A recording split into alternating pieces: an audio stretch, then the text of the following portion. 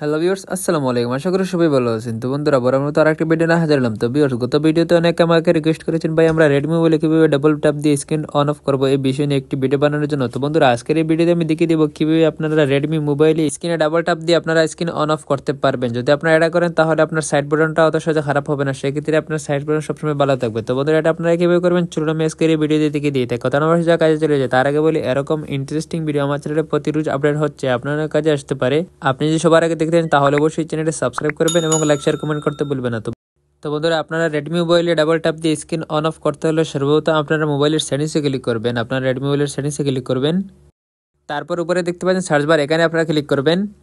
তারপর আপনার সার্চ বারে লিখবেন রাইসা টু ওয়াকা। উপরে আপনার সার্চ বারে লিখবেন RAISA রাইসা টু ওয়াকা, এখানে আপনারা এটা লিখবেন। তারপর এখান থেকে আপনারা দেখতে পাচ্ছেন রাইসা টু ওয়াকা শো করছে, এখানে আপনারা ক্লিক করবেন। এখানে আসার পর এখান থেকে আপনারা নিচে দেখতে পাচ্ছেন রাইসা টু ওকা, তার পাশে দেখতে পাচ্ছেন এটি আইকন শো করছে। আপনারটা অফ থাকবে, এটা অন করে নেবেন। যদি এটা অফ থাকে তাহলে আপনারা এটা এভাবে অন করে নেবেন। অন করে নেওয়ার পর আপনার কাজ শেষ।